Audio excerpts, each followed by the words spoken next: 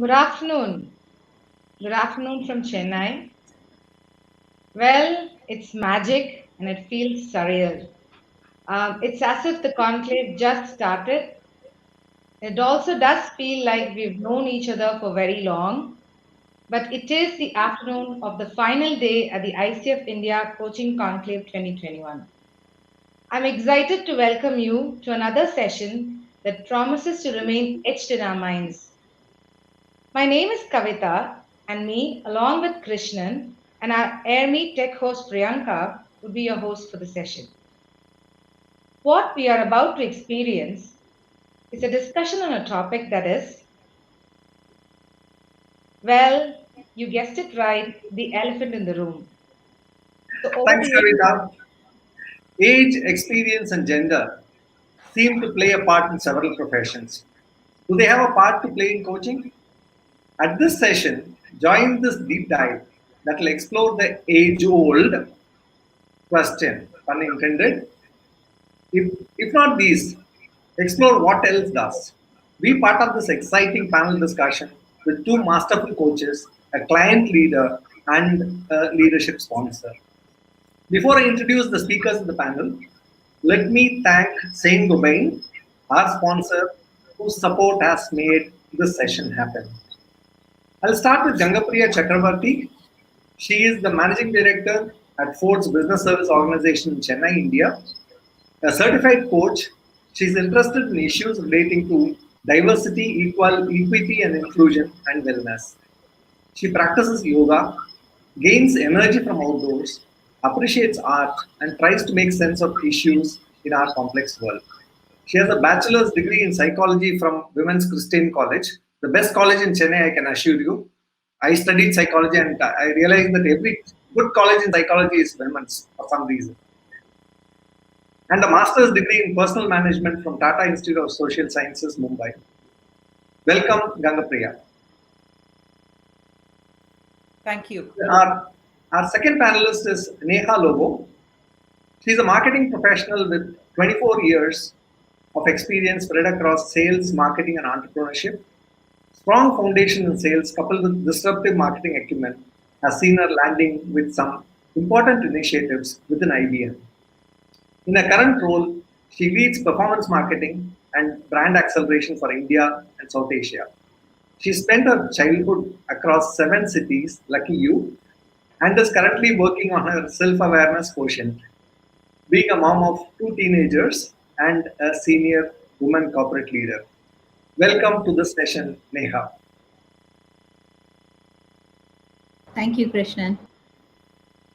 Okay, so our next panelist is Mel. With 27 years in coaching and leadership, Mel serves C suite executives to lead and thrive at their best. He empowers leaders and coaches to live, be brave. Mel is the founder of APIC and Catalyst Coach based in Melbourne and is passionate about democratizing coaching. He leads a global ICF accredited school that equips the future generation of coaches. Mel is a co-author of 3 books and author of the upcoming book, Engage: How to Stop Living in Default and Start Living the Life You Desire. Welcome, Mel. Thank Moderating you. this Great. Moderating this session with his huge experience is Jonathan Reeds, a master certified coach and CoachNet Fluxify's director for training and CEO. He co founded Team Coaching Global Alliance and is a top rated speaker at WBEX. He has written a book called Coaching Hacks: Simple Strategies to Make Every Conversation More Effective. A faculty member of Weatherhead School of Management Coaching Program at Case Western Reserve University, Jonathan lives in Cleveland, Ohio with his wife Joy and daughter Julia. Welcome, Jonathan. I now hand over the session to you, and I'm really excited about this discussion. Thank you. Well, thank you, Kavita. Thank you for the great introduction. Thanks for welcoming us. Thanks for putting us all at ease. I'm excited about the next hour. We're going to look into some of the beliefs, maybe even some of the myths around the coaching industry. But that's not our goal here today. Our goal this morning is to get into how things really work in the coaching profession. So that's the challenge I'm going to put in front of the rest of the panelists in our conversation this afternoon. Is we want to get into how things really work, and I think we'll start with with an easier one on the list of coaching, of the coaching questions that we're going to talk through. But let's start first a little bit by getting to know you. If you would, in the chat area, put in what role you currently have, and I want to give you 4 different options. Just put a comment in the chat area. I'm an experienced coach, meaning you've been at this for, let's say, 5 or more years. I'm a brand new coach, meaning that you've been at coaching, 5 or less years. Maybe you are a person in the HR or corporate world that engages coaches. That's option number 3. I hire coaches or I engage coaches. And then the last category would be I'm something else. I'm thinking about coaching. I'm thinking about engaging a coach in for myself or in my firm. What role are you in? I'm seeing that there's a lot of experienced coaches, some brand new coaches. I'm an experienced coach who was HR earlier in my career. All right, very good, very good. So if you can just, as you have a moment, put that description of yourself into the chat area. All right, so we've got a lot of coaches. This is going to help us know how to tailor our answers as we begin this morning. An experienced coach, an aspiring coach, a learning coach, married to a coach. That was a category I didn't consider. We probably should have put that one in the chat area here, because my wife actually is having her birthday today, and I couldn't get her to come to the session this morning or this afternoon. I don't know why, but married to a coach, performance coach. Excellent, very good. This is helpful. So that we're clear on who we're talking with in this session. Definitely wanted to begin with that. And thank you for the happy birthday. Her name's Joy. Appreciate that. I will definitely tell her. Definitely pass that on. All right, so let's begin. Let's begin with this in mind, because here's the question that I always wonder about. We're going to start with, how much does age and or experience matter in landing clients or getting engaged with with companies that are looking for coaching clients? So, Gangapriya, let's start with you. From your experience, how much does age or experience matter in running a coaching practice? Thank you, Jonathan. I think it's a very interesting question. And, I'm a coach myself, so I'm sort of,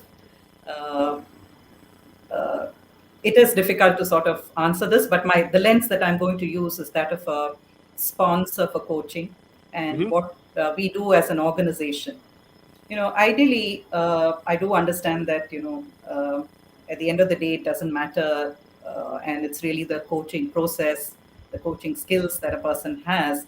But the fact is that in reality, when we are choosing coaches for our organization, it does sort of come up as a default thing that you have to be a coach who's experienced, who perhaps has got some knowledge of the area, function that the coachee is in.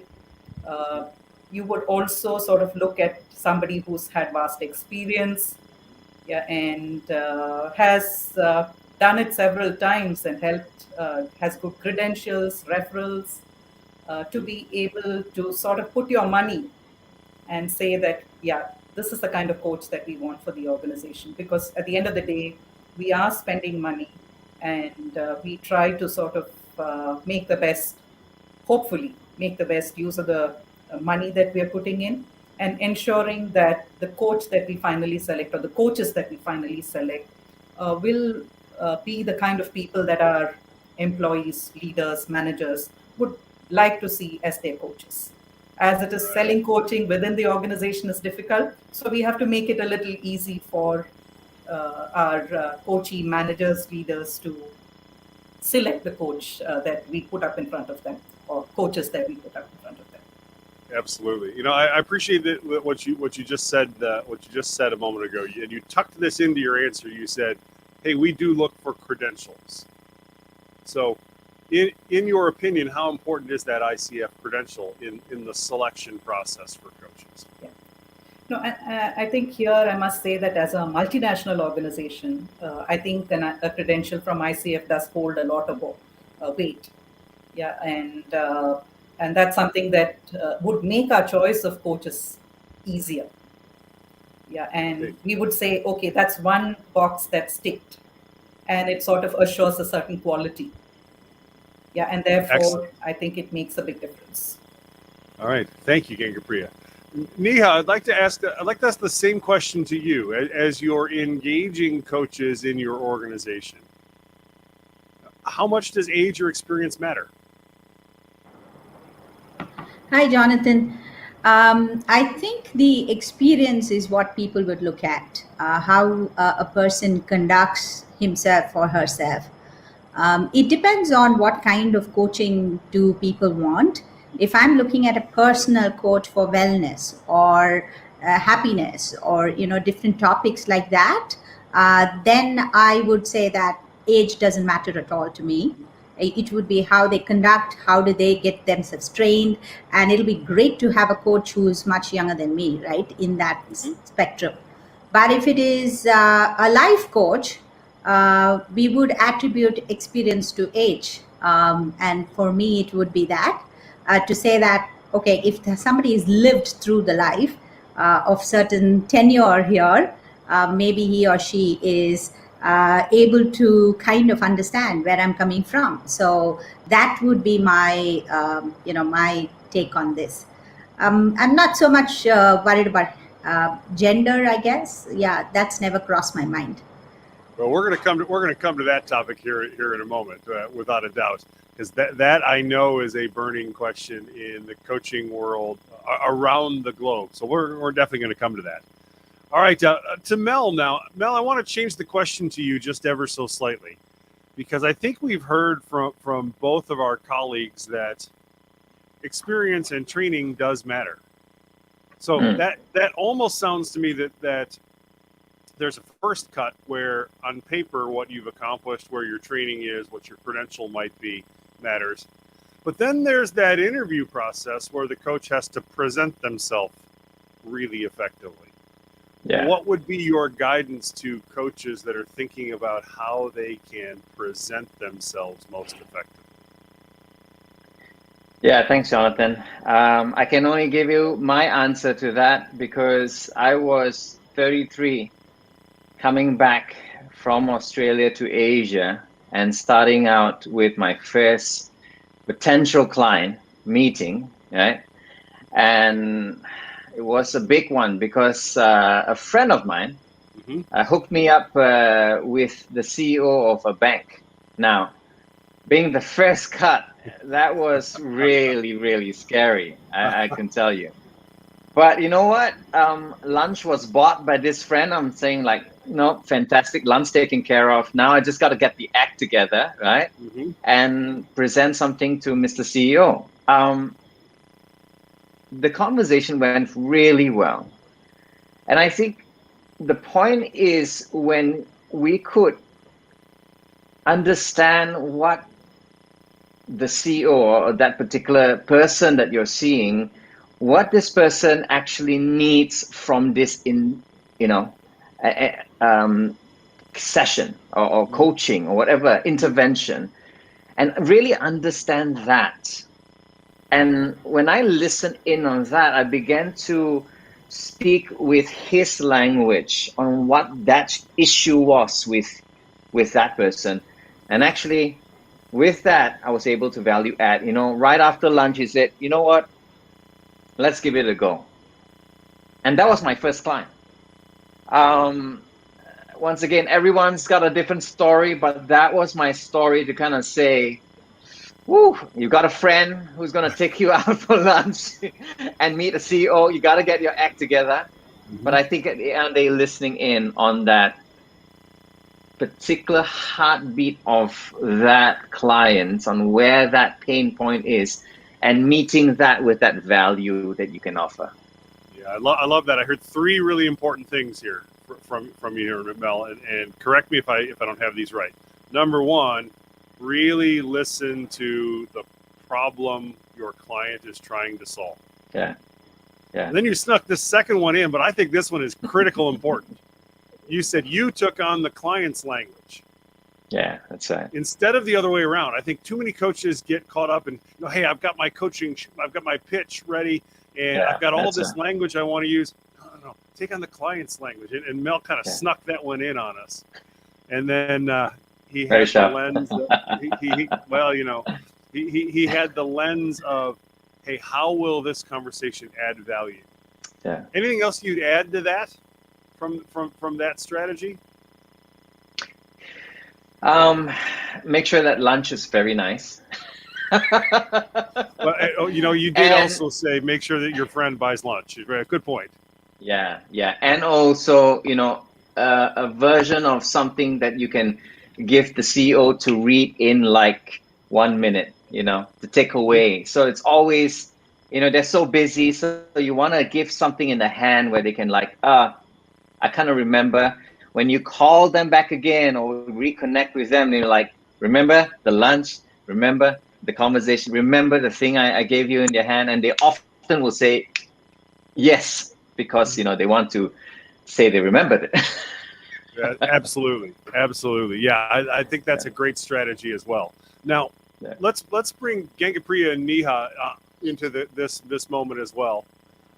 Neha, starting with you, as you've heard what Mel said, how do you respond to the process or the strategy that he laid out for coaches who are looking to work with your organization? I completely agree on the heartbeat, and the language. That gives a comfort of somebody is listening and I can trust you're coming from where I'm coming from. And there is a chemistry there already. So I think you laid it out very well, Mel. That has been our experience. Yes. What additional guidance would you offer coaches? I saw on our chat window there are a lot of people who are young or they're getting there. They're learning to be coaches. In my experience, don't get caught up with the process, because I've seen when you're young, it's almost like learning to drive. So you're missing the bigger picture. You're actually not paying attention to who all on the road, or you're not enjoying the drive. You're actually sweating it out by saying, I need to start off this way. I need to have this conversation. Then I have to wrap it up. Then I have to do a reflection. That process, it gets a little mechanical, and then you miss the big picture. So I would say that just resist yourself while that process can play in your back of your mind. You can do it with finesse. So that practice is what I guess I would recommend. Very good. Thank you, Neha. I appreciate that. Gangapriya, what's coming up for you right now? Yeah. Jonathan, when I think about, the people that have sort of really resonated with me personally, I mean, in all cases, we have just had good conversations. I don't think they have come to sell their wares. They've just sort of come to chat, and something happens and you speak to each other like you've known each other for years together. Yeah, and somewhere I think you start trusting that person. Having said that, I can't say that would be the process for others. And especially within organizations, when we have to sort of sell coaching as an idea, where already people come with the notion that a coach is assigned only if you have a problem. Yeah, we have to make the process easier for the coachee to pick up the coach. And in which case, some bit of the credentials, some bit of the showcasing of what you bring to the table, what stars and stripes you carry, I think is important. And I've noticed that when our employees choose coaches, you're often surprised by what made them pick the choose coaches that they did, Mm-hmm. and you wonder, what's really behind the choice. So I think Mm-hmm. it's very personal, and you may put up the best coaches, but you who you think are the best coaches, and you would think that this chemistry would work, but sometimes it's very, very personal, I would think. Mm-hmm. I appreciate that. Now, I appreciate also the question in the chat area, and Gagapriya, we'll stay with you on this. This is from AC, saying, how is knowledge in the professional sector related to coaching? How important is it that you have experience in that particular business? Quite frankly, if from a pure coaching perspective, and personally, I don't believe that's important, but I believe that it helps to, if I may use the term, sell the coaching arrangement to the coaching. Because there is a common notion that, if a coach has to help me, has to support me, Mm-hmm. has to see me transform myself and grow, it's important that the coach understands my context, whether it's my area of work, it's a kind of life that I lead, the kind of challenges that I face, what really works and what doesn't work. Because I've noticed many times that in our organization, when we set up these coaching arrangements, some people come back after the first meeting, after everything has been set up and they've chosen the coach, and they say, there's something missing in that person. They're not able to understand my context. And the coach may perhaps be just listening to what the coachee has to say. Mm-hmm. Yeah, and I, I like what I'm hearing from you here, because sometimes experience in that sector can help you listen differently. Now, I want to challenge the coaches that are listening also to think about how your experience can help you ask better questions. Because sometimes there's industry knowledge that you just wouldn't have access to, that would matter in a coaching conversation, unless you had some experience in that area. If I may just add, Jonathan, Yeah. one of the things I've noticed is that if a coach has had corporate experience, it's very easy to sell that corporate experience as an executive in a company. It's fairly easy to sell that coach amongst the coaches. I don't know what really plays in the minds of people, but I can assume, I can guess that it's perhaps that, the person has been there, done that, so understands how it works, so is perhaps better suited to meet my requirements. Mm-hmm. I think there's something useful and interesting for us to remember, that our clients want to see themselves in us. It's a friend of mine who's in the movie business says that people don't go to movies that have stories that they like. They go to movies that have stories that are like them. So it's a really interesting line to walk. So Neha, I want to ask you specifically, how is it that coaches can position themselves to have the best possible opportunity to be accepted by clients in your organization or in similar organizations?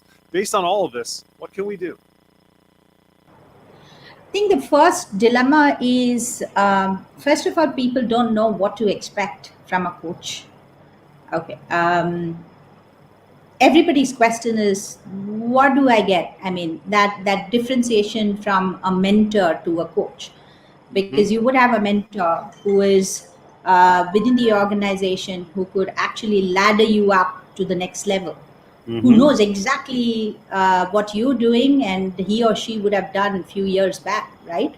so they can navigate the corporate ladder. So the need for a coach and the differentiation between a coach and a mentor is something which we keep articulating internally. And Love then that. it is also like somewhere I would take what Ganga Priya started off with, right? Is that a problem? You know, uh, what are we trying to solve here? That kind of an expectation, or it is something to do with an aspiration. Is the current problem or an aspiration? So we have found that educating people about what a coach can bring to the table amongst our team, what different kinds of coaching and what is the process and how do you enjoy. And it is not easy for everybody to talk. It is not easy for everybody to trust somebody and then just let it out. So how comfortable can you get? What is the process like? And the fuzzy logic or the fuzzy thing which we people can't articulate, right? The feeling after a coaching session is how do you put it in words? So I guess those are the things which we struggle with. If somebody else is paying, if the corporate is paying and telling you, yeah, you have a coach, just go and attend the coaching class, then I'm okay. I will just go experiment and come back because I'm not paying for it, right? I mean, some are, there is an investment from the corporate, so it's fine. I appreciate that. But if it is me as an individual, then it's a different ballgame. So, yeah, so uh, I think education of what coaching is all about and how do you actually select a coach, what goes through the process, how do you start and what do you end, every meeting, every 1 hour, why do we have to invest? I mean, what am I going to get out of it? So that clarity is something which everybody asks for, and everybody has a different version of it. People who have experienced it has a different version. They have a aha moment somewhere and they're not able to articulate. Then there are these models which we would have picked up from somebody, and it has really helped. Some kind of a process of some conversation, broken some barrier, broken some wall, and people would just kind of convert the rest of the audience there. So yeah, that's been my experience as No, far as yeah. that's really, really helpful. Definitely appreciate hearing that. And in a moment, I'm going to ask you for your own experience when you hired your coach, because I think that has lessons for all of us to engage. For the moment, though, let me bring Mel back into this, because the Neha just reinforced something that I teach. You and I are both coach trainers, coach educators. And this is something I teach students all the time. I think you have to have two really crystal clear answers in your pocket about how this is all going to work. And Neha hit on two of them, on both of them. I'll just say them to you, and I'd like to hear what your response is. She said, first of all, be able to communicate the difference between coaching and mentoring. And then secondly, be able to describe how coaches work with clients. And in fact, I do that. I don't answer when my client says to me, hey, what's the definition of coaching? I never answer that because I don't think it's helpful. What I do think is helpful is let's talk about how we'd work together. What else do coaches need to be ready for these conversations, Mel? Very interesting.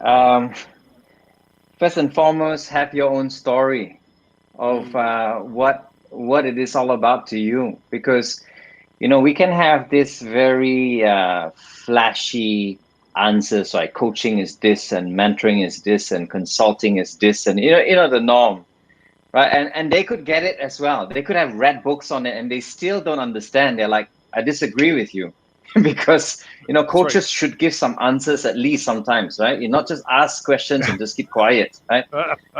So that's what I often get, right? It's like, are you going to just keep quiet and ask me questions? I'm like, what would you like? And what you just said was very fascinating, because I would often also ask, how would you like it to be, right? What are your expectations in this conversation? Like what Gangapriya said before, it's a wonderful conversation between two human beings, and I'll add that. We're not robots, this coach is coming in with all this structure and everything. So I guess one of the things is be very clear about your narrative, and of course your experience of that coaching yourself. Like for me, when people ask me, so tell me, what is coaching? What do you do? I'll just say, it's a wonderful conversation that I can have with someone that is so freeing, so open. And, we don't have agendas there in that sense. When you come out of it, you feel like, oh my gosh, I'm a bit lighter. I feel a lot like clearer in my mind. It was a lot cloudier before. And I can think of ways of getting to that particular thing that I really wanted to start with, right? And yeah, I got that for myself, and I'm like, that's coaching, and a lot more, right? So I would like to say that have your story, because it's easy to tell another person's story, right? But it's better as we connect with our clients of the future with the way that we can tell our story in the mix of things, whilst hearing about their versions of where they've had the little steps in and out of coaching, yeah, because some may have had bad experiences, yeah. So again, we need to listen to it and allow them the space to get where they want from it. Yeah. I love this, Mel. I love where you're going with this, and don't miss what Mel just said. Have your own story ready to be a part of the conversation. That's so important, and it's so important. And let's bring Gangapriya and Neha back into this, because we're going to change the topic here in a moment. Jonathan, if I may just butt in please, and just add to Mel. I mean, as a person who sort of influences the choice of coaches, yeah, I can tell you that, perhaps everybody who comes to pitch for that business has an ICF credential. Yeah, they have worked for 10 to 15 years or more. Yeah, they have coached hundreds of people. So that really doesn't make you unique or different. Yeah. And therefore, I That's think, true. like Mel said very beautifully, I think you need to have your own story. And if that story can be relevant for the client that you're pitching for, I think you have a winner there. Oh, it's beautiful. Yeah, beautiful. Thank you, Gangapriya. Definitely appreciate that. Definitely appreciate adding that perspective. In fact, I'm going to go even one step further for coaches, and I'm going to say to you, many of us were taught in training. Mel, I'm looking at you to be neutral, to never offer anything of yourself in coaching. And I'm going to be honest with you. I don't think that can be done. I don't think that's possible. A little bit of us rubs off on the people we talk to in every conversation. So how can this be an asset for you? How can who you are become an asset for the client you're working with? So I just would plant that seed for your consideration, and you can go ahead and take and tell me I'm wrong in the chat area. I can handle it. It'll be okay. Let's change the topic just a little bit. How about gender in coaching engagements? Men coaching men, women coaching women. How important is that? Just collectively for the group, whoever wants to jump in and wrestle with that. How important is that? Let me take a shot at it. I think hardly important. But somehow, if I look at the track record that we have, we seem to have more men who are being sort of coached and more women who are coaches. So there seems to be some preference amongst men for women coaches. Um, I don't know what's behind it, but perhaps it's because coaching may be seen as something that's to be handled with care, and men may think that women do it better than men, or women may think that men will give them that aggression, that drive, and therefore I need to sort of look at a male coach. uh, but quite frankly, at the end of the day, I don't think it makes any difference. It boils down finally to what that chemistry work is, how that works, and how much value they're able to get from the conversations that they're having with each other. That's my personal perspective. I definitely appreciate that. Mel, what are your thoughts? Yeah, you kind of know I'm sitting up wanting to jump in, right? On this. Man, I really think it does matter. I'm gonna be that little thing that's gonna poke everybody now. In the real world, I think it really matters. And this is how my perspective came about. It's about the masculinity and the femininity of the approach. And I know we're talking about genders here, yeah? So I say yes to that, but I say yes to it with the fact that, like for me, it's 50%, and it's in different seasons, it's more than 50% of lovely females that I am serving, right? But then there are the seasons when it's all male. Now I kind of think that what's happening over there, and to me, it's about the approach of how I reach out, or when I give opportunities for my coaches to come together, like this one particular one that just we're still in the midst of having the discussion. 90% of the coaches are men, right? Now, this is a very sensitive situation. Number one, and I don't know whether I want to even talk about that, but the percentage of that just kind of tells you something. All right. And then there is this approach where I asked the HR person, and I said this: how important is it that we must meet them with that requirement of gender?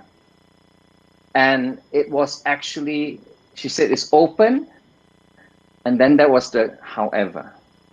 However, yeah, these blokes are engineers and they're out in the field and this and that and this.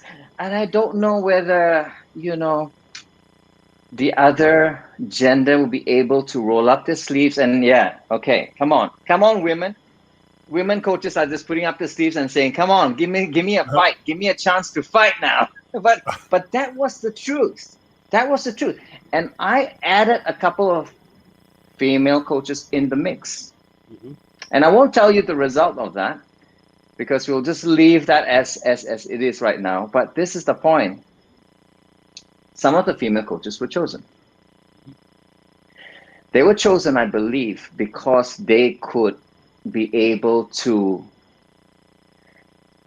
give someone a fist when it's needed, a challenging moment, right? A coach, right? Be able to push it to the gauntlet, right? So I feel it is somewhat important, especially maybe in certain industry that's very one-sided, yeah?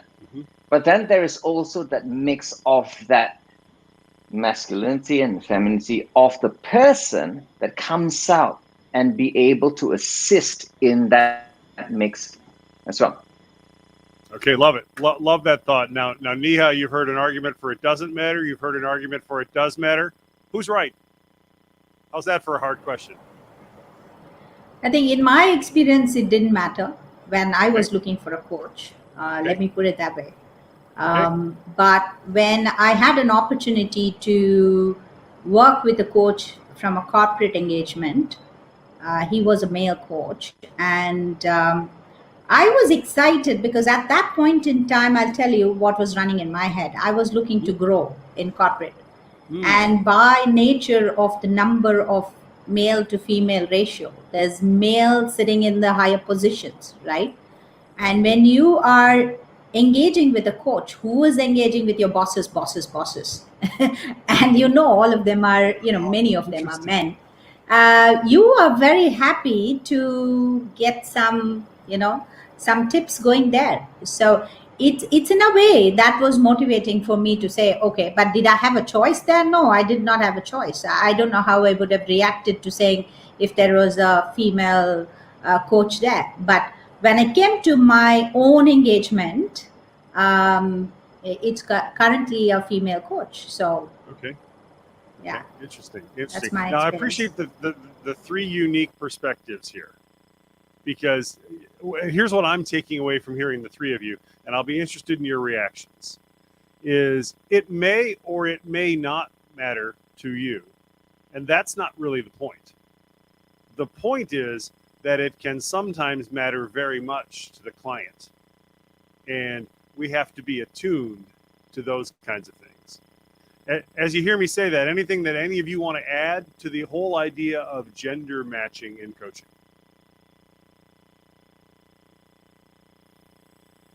All right, you're all being quiet and thoughtful. That's good. I'm good. I'm good with your first point. You said you had a couple of points, so I'll just wait for that. Okay. Well, the first one being, yeah, that it may matter to the client. And my own experience matches that. I've never actually polled, do I have more male clients or female clients? I don't actually know that answer, but I can tell you with a high level of confidence that I can tell you who it mattered to from the client end, almost without exception. The other thing about all of this that's jumping out to me is, this is the second point, is that much more important than age or even experience is coach-client fit, is the fit you have with the client. So as we jump into that, I'd like to spend a few minutes on that. Can we start by Neha asking you to tell the story about how you selected your coach? Sure, Jonathan. It is a long one for the audience, Okay. but let me just say first. I think way back in 2019 is when I was talking to a friend of mine, and we were mulling over the fact that yes, we've all crossed the year 40, and we are now thinking about what next. Those kind of discussions start off when we just cross over 40. And this is one of those dinner conversations. And then we said, okay, I think it's time for us to get a coach. And then we started discussing about how people are, different people around in our circles have a coach and things like that. And then I expressed this interest. And this friend of mine said, okay, I'll keep an eye out. So what are you expecting? And I didn't have an answer there. I said, I don't know what I'm expecting, but I definitely think I should have a coach at this point in time, because I have run out of options of formal education, right? I finished all my formal education. Maybe I will go and do something else. I am not looking at anything internal. So and I'm not really coming from a point where I need to get to a point in my career, because I'm very well versed with internal dynamics, and I think I can handle that well. Those kind of things. So that answer was difficult, but then we ended the dinner saying that, okay, we'll keep this in mind, and then split. 2020, he came back and said, I have a friend of mine. I think I know you very well. So this person would be a good fit for your, to be your coach. And I thanked that gentleman for that conversation. I had a very long conversation, going back to what Gangapriya said, the conversation, right? It was really good. About an hour or so, we spoke, and there was no expectation whether I'm going to sign him off as a coach, or no such things, right? He was actually deselling in terms of saying, are you sure about it? It's very expensive. Have you thought about it? Your commitment, and you may not get in every conversation what you wanted to get. He's trying to paint a bleak picture so that you really think and you're committed. I liked that process, and I went through that process for about 1 hour or so. I came out of it feeling so good that this person said, This is a service like any other service in the market. Go do your shopping. Don't have to sign up with me. Just go around and do your own shopping. Meet more people, talk to them, and only then you should sign up for a coach. Don't sign up in like the first conversation. I thank him for that because I just did what he said. I wanted to meet people and have this conversation. Then somebody else would say, okay, there's a free coaching. I'm giving you a voucher for your birthday. Why don't you go and meet? And that kind. I did all of that. And then by the third or the fourth conversation, I knew what I want. I knew what kind of a person I want to talk to. I should be feeling like liberated after the conversation. I should let that person tap into the areas which is a blind spot for me. I'm thinking of that, and then I did my own research. I reached out to the coach who's now my coach, and I asked her. I just chatted with her, and that conversation also went on very well. Then it was about whether I can commit to the expense or the investment. Let me put it that way. It's an investment right now. So how do you want to commit to that? Then I reached out to her and said, are you okay to be my coach? And that's it. 8 months into the coaching session, and I'm thoroughly enjoying it. And I'm a great advocate to saying that people should have a coach at certain point in life, and that is what value you can bring in is almost saying that you have somebody looking at you, having your back, having your conversation, unraveling you, tapping into your potentials, preparing you for whatever you want to do. I'm thoroughly enjoying it, and that's been my experience of having my own coach. Okay, so you're 8 months into the coaching process. How long did it take you to select your coach? It took me about, started 2019, the conversation, right? So maybe a year and a month or so. Yeah. So, yeah. And how did you change during that process as you were looking for a coach? I was more aware, like what Mel mentioned. It was not the definitions. The definitions can be told in many ways, but it was that feeling of having that conversation and having that trust and going with an open mind, because not every time you start a conversation from a point and then you end up in some other place. You should be happy with that change, or you should be happy with that place.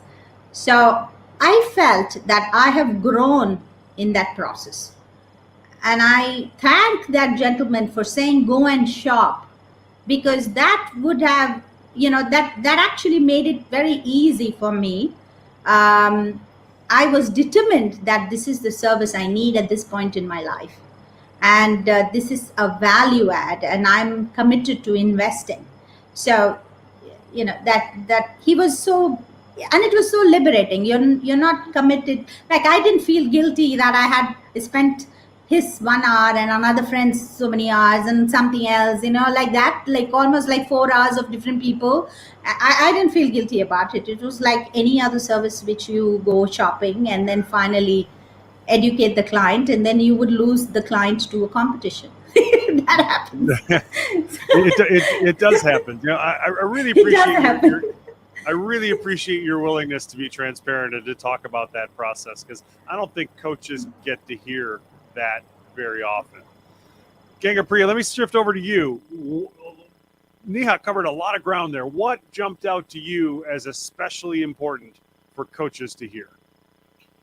Yeah, I think there is a difference between finding a coach for yourself when you're ready for it, and finding a coach when somebody is sort of setting it up for you, particularly your company. So that's something that we really need to, when you have stake in it, I think you're serious about it. You try and understand it because, and you're putting your money only after you're convinced about it.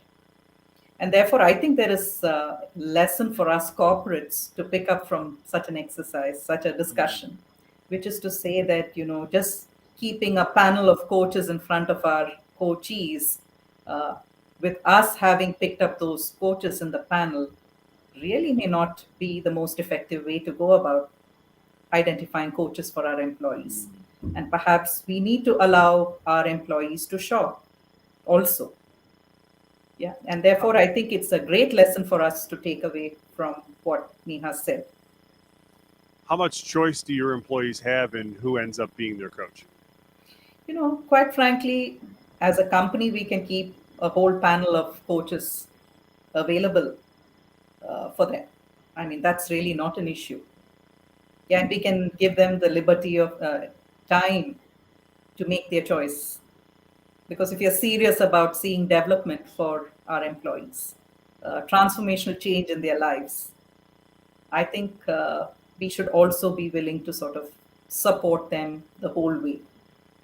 We cannot make it with conditions.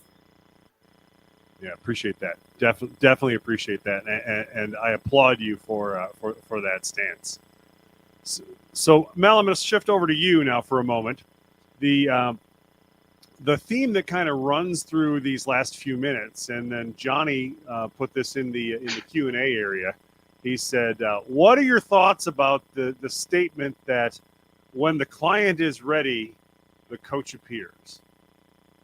How does that land for you? What are your thoughts along those lines?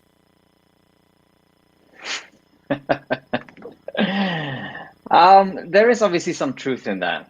That talks about how ready you and I are to be aware of what our needs are. So what Neha was saying was that when she was turning 30, pun intended for you, Neha, she felt a certain sense of me needing to find someone that would help me in my journey, right? So I think that is important in that sense, but yet I think it is, I would say it is a constant thing. If we have in our mind that growth is important for each one of us, and I do believe in that, then it is on a daily sense. I think I want to grow on a daily sense, and just, on a, 12 sessions with my coach, and then I start, getting that kind of growth, and appreciate this awareness. But I think every day I'm peeling back and I'm unlearning all these things that I think is perhaps time to let go. That's one of the things that age does to you. I'll be turning 50 next year. And when I think about that, even, I'm thinking of those things that over the last 50 years I've done that may have not been great in one sense, but perhaps not the stuff that I do not want to bring into my next years. Yeah. So it's one of those things when I'm saying, I am now ready to let go. And I think when we're able to let go of things, I think that's when things appear to us. Because if we don't know what to let go and we still want to hold on to this, and it could be even a coach, I often advise my clients to let go of me. Because I think at times I say, I think you've overgrown this relationship. Okay. Why don't you just go away for a while, and think through all the things that you have been saying about you. So I'm answering in that way to kind of say that the onus is often on the person to realize that growth is important. And when that happens, then yes, anything is open to them, including coaching. Excellent. Thank you. All right, we have just a few minutes left, and we are going to run a couple of minutes over on this session. So we'll end a little bit after our scheduled ending time. As we head into the home stretch here, let's do a lightning round. Short answers to these questions only. I've got 6 or 8 questions, just a sentence or two or 3 at the most in your answer. So, Gangapriya, we'll start with you. How do you know when you have coach-client fit? Comfortable conversations. Excellent. I can't define comfortable, but I can sense it. Okay. So comfortable conversations, and you know when it's comfortable, Yeah. and when it's not. Excellent. Neha, same question. Oh, you're still muted. Sorry, Jonathan, how do I know? How do you know you have a fit between coach and client? When I'm looking forward to that conversation next time. Right on. Yeah, great answer. Mel, what do you do to develop chemistry between coach and client? I say it in 3 H: honesty, humility, and humor. Excellent. I love those. Honesty, humility, and humor. Perfect. Yeah. Gangapriya, same question to you. What would you recommend coaches do to develop chemistry? Just stay with the coachee. I mean, try and sort of get into the world of the coachee. I mean, I think that's really what I would think needs to happen. Excellent. All right, Neha, new question. How do you evaluate success in a coaching engagement? If the coachee has grown. So I'm looking at myself being a coachee who has a growth mindset. So the success is from if I have moved in whatever manner, in that trajectory, if I have moved a little. Okay. Very good. Gangapriya, back to you. How do you evaluate success in a coaching engagement? I would say pretty similar to what Neha said, that I'm sort of deliberate about the actions that I take, the choices that I make based on those conversations. And sometimes Very they good. are not very me-like. Excellent. Mel, how about you? How do you evaluate success in a coaching conversation? I think it's the level of clarity and the level of calm that comes onto the coaching. Yeah. So 2 words that begin with C. I was expecting H's. There you go. That's okay. Now, Mel, we'll stay with you on this one. Yeah. What indicates to you that your client is changed as a result of your coaching? Couple of things. They talk differently from where I could see from the start to the end. They are differently in themselves, the way they carry themselves, and I think there's a sense of confidence as well in themselves. Yeah. Excellent. Neha, how about the same question? How do you know when a client is changed because of coaching? Open to change, being honest about what you didn't know. So let me start. My story there is, I was honest in saying I didn't see this of my side, and I know, and hence I'm self-aware right now. So that bit is when somebody stands up in the office and says that, that there is something happening. Yeah. All of us are imperfect. So there is no judgment there. But when you stand up and say, yeah, I did not know about it, now I'm aware. So guys, that kind of a conversation. So where people would want to tell you, but they haven't told you, but now that you have a coach, you figured it out, and you are open to world and saying you have no qualms about who you are, and you are saying that I am. So I think that's a great testimony. That's very liberating. Growth and self-awareness. That's really, really powerful. Like, Gangapriya, how do we know that clients are changed? Yeah, in my organization, when they set up time with me and come and tell me that the coach really made a difference to them. Yes.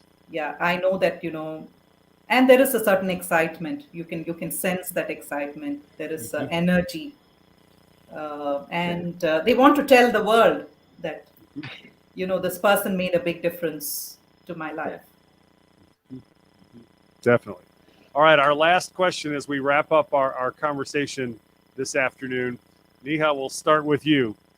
What's your best 1 or 2 sentences of advice for clients who want to serve, for coaches who want to serve their clients even better?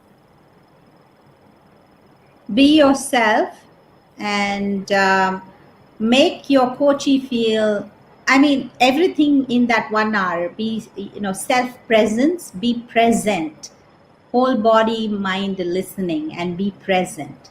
No distraction. So give it all yours, and then I think that is, and the coach has to be in a flow. Cannot be caught up with the process. Have to be in a flow, and that works really well. Is what Definitely I feel. appreciate that. Thank you, Neha. And I couldn't agree more. Turn your phone off. Close your email before you start coaching. Give your client your full attention. Gangapriya, how about you? What would you say to coaches who want to raise their game in serving their clients? Yeah, I would say that don't try too hard. I sometimes see, particularly with corporates, uh, coaches can sometimes really try hard. And many times Wow. that can sort of really uh, get them away from the client, from the corporate client. They need to watch out for that. When they start selling, when they start pitching for business. Yeah, I think I would say don't overdo it. Definitely appreciate that. I have a Beautiful. student that says, I never work harder at doing nothing than when I'm coaching, because it's got to have the relationship has to be able to flow. All right, my friend Mel, you get the last word here. What would be your I best got it. guidance to coaches? I like the statement, people don't care how much you know until they know how much you care.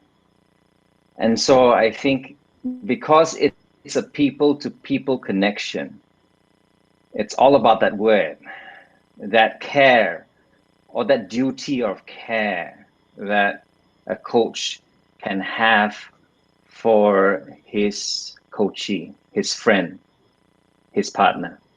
Yeah. I appreciate that, Mel. I definitely want to say thank you to the 3 of you for this conversation. There's a saying in this country, in America, that there is no learning without a significant relationship. And I just want to thank you for being willing to join this conversation, to bring the best of yourself, and to put it on display for folks that were joining this panel. Definitely appreciate your willingness to wrestle with these questions and to go where the conversation goes. And I hope this is the first step in an ongoing relationship as we challenge and invite coaches to grow, improve, and to make an incredible difference, not only in business, but in the world. So, Krishnan, thank you for the opportunity. We welcome you back. Thank you so much. Thanks. So we had a fantastic an hour plus in kind of deconstructing the elephant in the room. What I loved was the incisive honesty that Gangapriya showed, vulnerable honesty that Neha showed, and the masterful, calm demeanor that Mel brought into the whole conversation, and the way, Jonathan, you carried it. It's just amazing. Thank you. This is one of my favorite sessions in this entire conclave, and you can see that I'm all lit up. I do not know if you're. That's getting ready for the evening.